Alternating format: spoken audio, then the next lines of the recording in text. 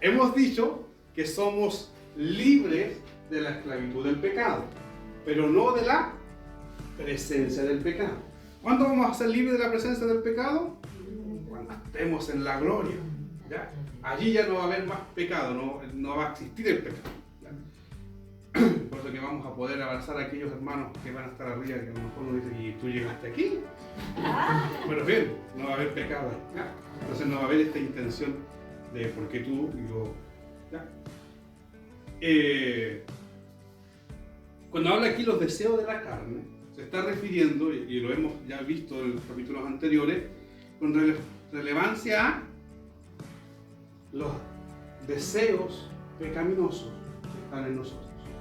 ¿Ya? Mucha gente dice, ¿por qué Dios deja que el hombre haga todo esto mal? Porque ellos tienen la culpa, o culpamos a Dios de las acciones de los seres humanos.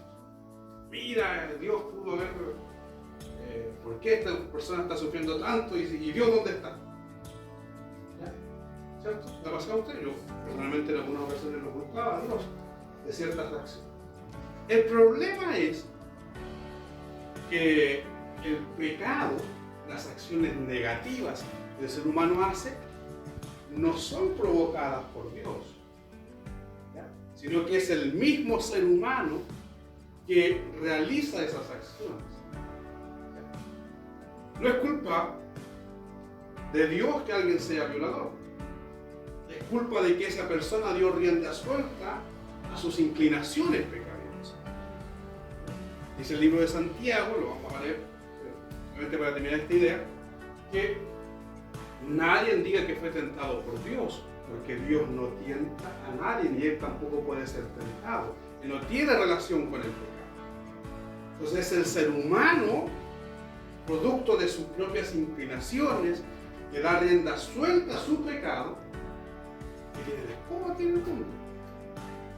No, violencia, abuso, pobreza. Todas estas desgracias humanas, desgracias de la humanidad, son resultado de que el ser humano ha tomado el control. No era el propósito de Dios aquello, no es el deseo de Dios aquello que el ser humano sufra tanto, pero el ser humano, producto de su pecado, producto de su maldad, hace el mal a los demás. ¿O no? Sí, así es. Entonces el ser humano, producto de su maldad, no es culpa ni responsabilidad de Dios. Dios lo que ofrece es salvarnos de esa condición. Lo que Dios quiere es que el ser humano se redima de esa conducta, que abandone su pecado. ¿Para qué? Para que podamos hacer el bien. Y Dios sea glorificado y nuestros vecinos, amigos, familiares cercanos sean beneficiados. Entonces, es importante entonces que nuestra vida se rinda a Dios.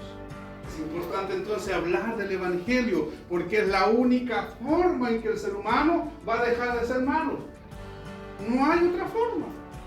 La terapia psicológica ayuda, pero no soluciona el problema del pecado. No lo soluciona, lo aplaca. Pero el problema del pecado se soluciona única y exclusivamente en Cristo Jesús nuestro Señor. Porque en Él hay libertad de la esclavitud del pecado. Entonces, cuando hablamos de la naturaleza pecaminosa, o los deseos de la carne, nos estamos refiriendo a esto, a una persona que da rienda suelta a su pecado. ¿Ya?